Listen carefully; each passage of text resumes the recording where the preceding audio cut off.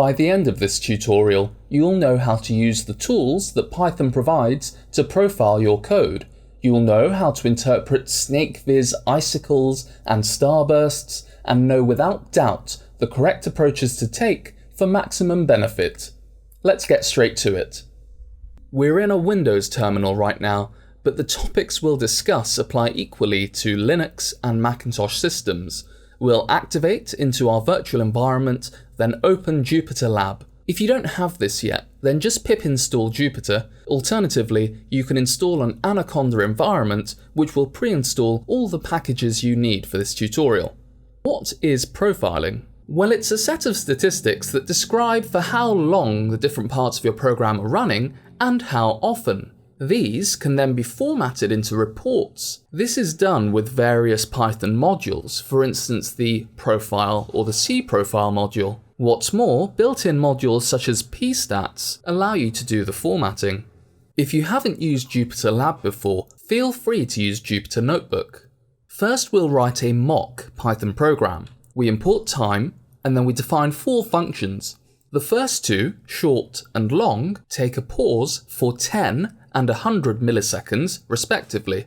The subsequent functions call these 100 times.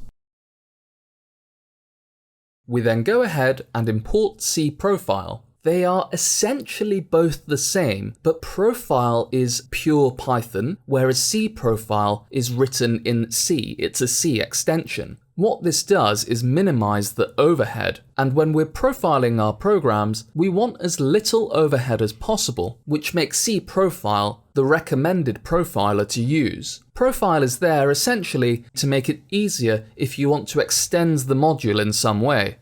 In cell 5, we create an instance of profile, and then we call the runCall method, passing in one of our functions. After this task is complete, we can then call the printstats method of profiler. Let's zoom out a bit just to make it easier to read. We can see that there were 202 function calls in total, and we're given the total time taken for this, 1.05 seconds. In this extremely simplistic example, we can see exactly what we expected.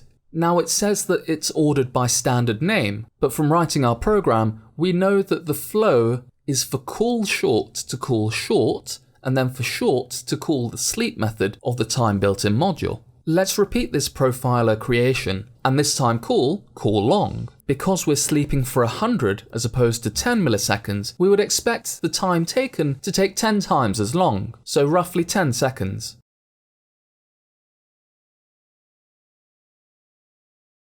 And we can see not only that it did take indeed 10 seconds, but also that we have the additional 50 milliseconds that we hadn't accounted for. Now, instead of using the runCall method, which is suitable for an interactive interface such as this notebook, we can call the run method, passing in the command that we want to run as the first argument as a string, and a file name and path as the second argument, where cProfile will save the stats. And now we can see that we have the short.stats file in the current working directory. Once we have our stats file, we can use the pstats built-in module to read the file. Cell 15 has us instantiating an instance of the stats class, passing in our file name and path into the constructor. Once we've done that, we can print stats again to repeat what we had before. Although note a couple of things, we have an additional function that we didn't have before, and the listing order is random here.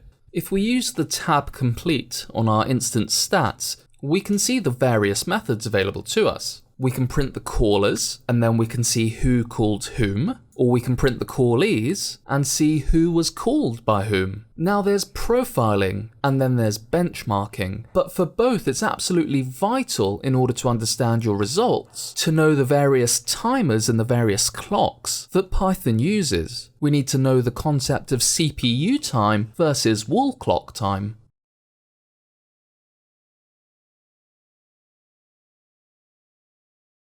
We'll go ahead and import timeit, call the default timer sleep for a second, and then print the result of the time taken again minus the start time. So it should give us the total time elapsed. And we see perhaps what we were expecting, a second, give or take. We'll repeat this, but change timeit.defaultTimer to the perf counter. Again, the result is a second give or take. Now we'll import the OS built-in module and call times. This returns an object with 5 attributes. The first and second attributes, the user time and the system time, are results that we'll get both on Windows and on Unix type systems. The remaining 3 attributes we'll only get on Unix systems. Take the first attribute only, i.e. index 0, and repeat this same little experiment. Now, even though we've called time.sleep and 1 second, we've got 0 here, 0.0. So what's going on? Well, sleeping for a second pauses execution, so there's no CPU time actually expended.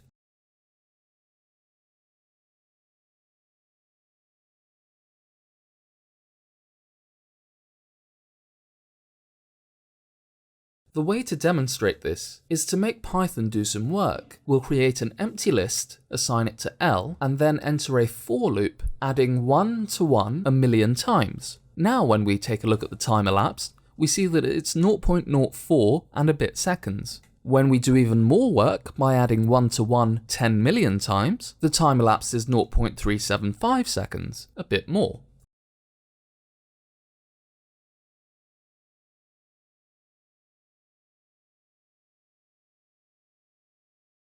We can specify the timer that we want our profiler to use in this way. What we'll do is we'll create a function, call it CPU time, and all this function does is return index 0 of os.times.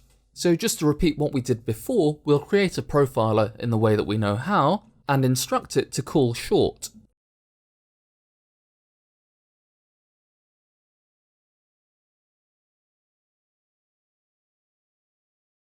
We get the results as we had before, a second and a bit elapsed. The next time, we'll create another profiler, but now when we're instantiating it, we'll pass in our CPU time function into the constructor.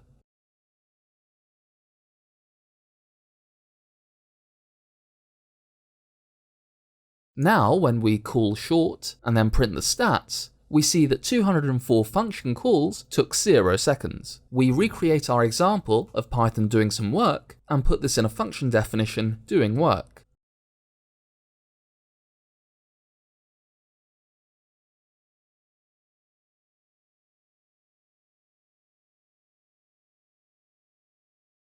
Pass this into our profiler and see that it took 0.2 seconds.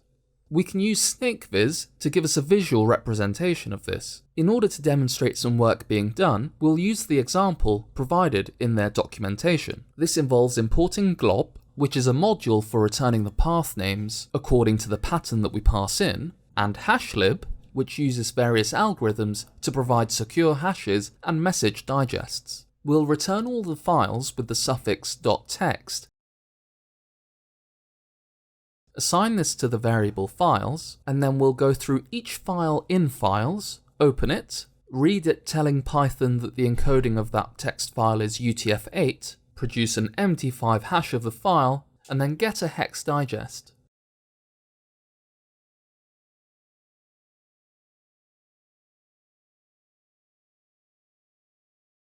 So we can see that we only had one text file in the current directory, but that's sufficient to see what was going on.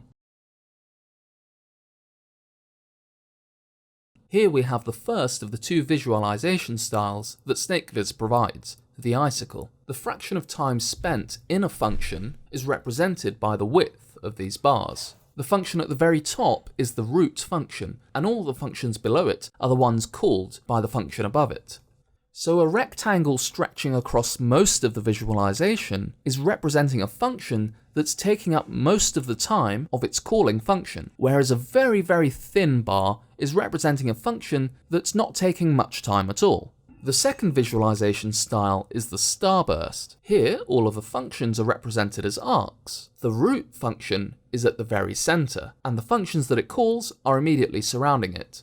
Here, the time taken inside a function is represented by its angular extent, i.e. how far around the circle it goes. So an arc that's wrapping most of its way around the circle is representing a function that's taking up most of the time of its calling function. A function that's not taking much time at all is represented by a very small arc. If you click on a function, SnakeViz will zoom in, and then the function that you clicked will now become the new root. In this way, you can magnify various parts of the profile. But really, we're focused on where most of the time is being used, because this is most likely where you'll be fruitful in terms of making optimizations.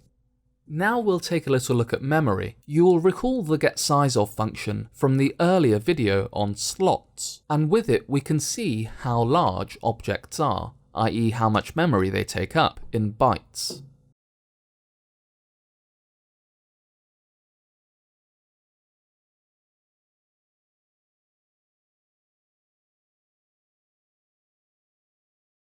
A larger integer takes up more space. You can see that an empty standard dictionary takes up 240 bytes.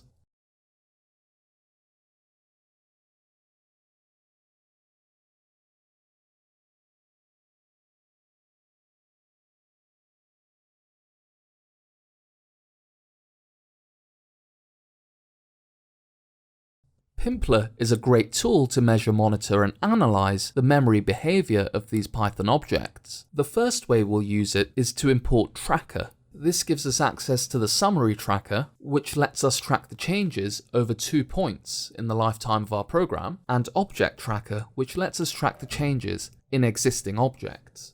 We'll create an instance of summary tracker, assign it to T, and then we have the printDiff method. What this will do is give you the difference between two summary points. The first time we call it, we don't have anything to compare to, so we just get the objects that are currently available. In this way, we can see the current footprint of our program. Now, when we call printDiff again, it will calculate the difference between the previous summary that we generated. So between the last summary, there has been hardly anything new created, and then when we call it again, we see that the size of the objects is smaller still, and we can take this to be negligible. So now what we'll do is we'll create a decorator that we can put in front of functions when we want to see the memory that they've taken up. We'll create an empty dictionary, assign it to memory, and call our decorator measure. So we take in the function, define a nested function as we would in any other decorator, create an instance of summary tracker, and as we just saw, we need to call diff a couple of times so that we're starting from 0.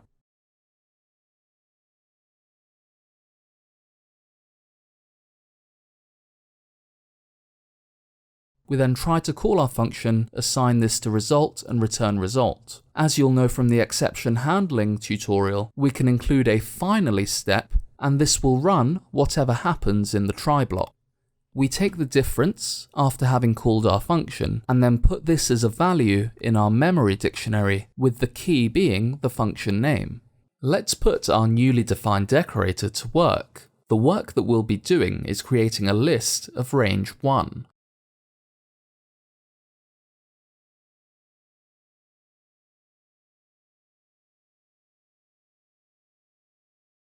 When we print the dictionary, we can see that we've created a list, and that's taking up 96 bytes in total. The two remaining objects in this dictionary appear to have negative memory, and that's not possible, and these small objects with small memory footprints you can deem to be negligible. Now if we do work creating a list of range 1000, we see the memory footprint is 9200 bytes, considerably more. ASizeOf and flatSize are two different functions, and I'll talk about them a bit more in a second. Firstly, we'll define a function listMem. The reason for doing this is to see how the memory footprint of an object, a list, grows as the number of items within it grows. So we take a length as a parameter and a size function. We create an empty list and then use our size function on this list and assign this to memory. We then loop over from 0 to length, appending each digit to the list. In turn, for each go round this loop, we'll use the size function on our list after having appended each subsequent digit to it, and append the result to our memory list. In this way, we can see the memory footprint of our growing list. We assign a couple of constants, 1000 to size and 20 to show, and then for each of our size functions, flatSize, ASizeOf, and the getSizeOf function of sys module, we call our function listMem, pass in the constant of 1000 as the length. We'll plot this on 3 graphs using matplotlib. The results we get are a wonderful demonstration of memory usage in Python. The x-axis for all of the graphs is the size, so at 0 this is when we called our function with length 0, all the way up to 1000 when we called our function listMem with 1000 as the length. The y-axis is the memory usage in bytes. Flat size gives us the size of a Python object in bytes, defined as the basic size plus the item size, because if you recall, the list itself has a size, but then there are objects within the list. The list at each index is pointing to the object at that index. So for instance, earlier, when we created a class, the instance had a size, for instance 56 or 48 bytes, but that hasn't taken into account the instance dictionary, and we saw that an empty dictionary itself is 240 bytes. So the flat size is the basic size plus the item size times the length of the given object. The basic size is just the size of the object itself, with none of the items taken into account. A size of calculates the combined approximate size of a Python object in bytes. And by taking a look at these 3 graphs, we can see that the first graph and the third graph are the same. So the flat size is giving the same results as the getSizeOf function, and it's going up to around 8000 bytes. Then when we look at a size of, we can see that it goes up to around 40,000 bytes. There are these very notable steps. So as the Python list grows, it allocates more memory as it gets to a certain number of items. So its growth is not continuous. Essentially, by giving the list more memory than it needs for the number of items, it makes the append operation a relatively efficient operation. The next example we're going to go through shows you how many steps there are per number of appends.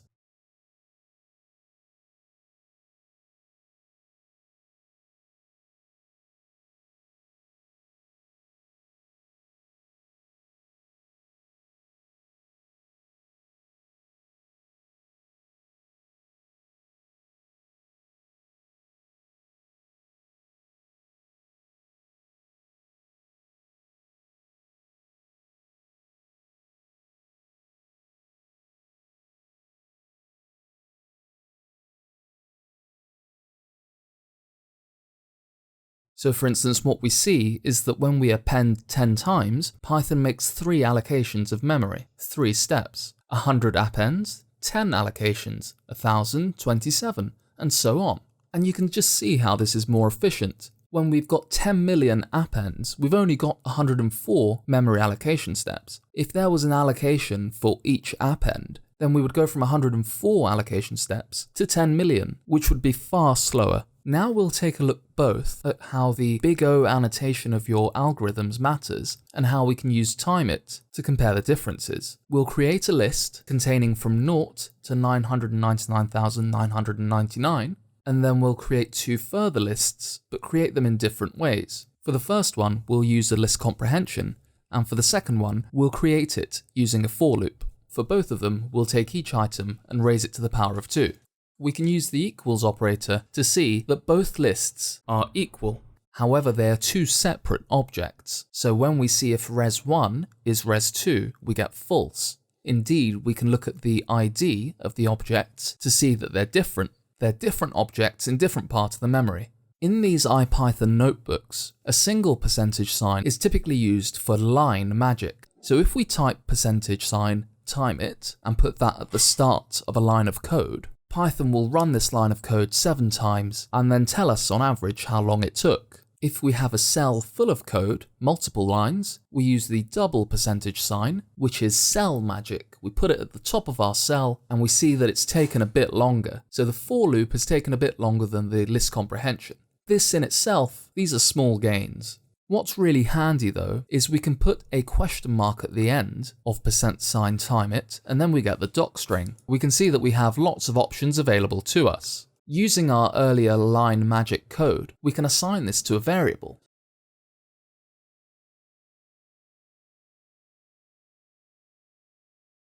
And now when we take a look at the object results, we see that it has multiple methods available to us. We can look at the average, the standard deviation, and so on. Let's go back to big O notation.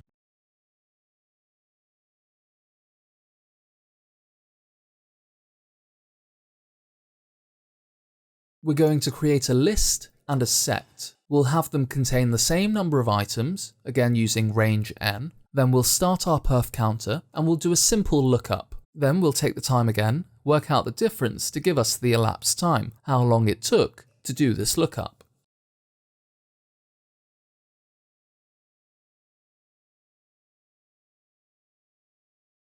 We'll define a third function which takes a look at the ratio of the time taken to do the lookup in the list to the time taken to do the lookup in the set.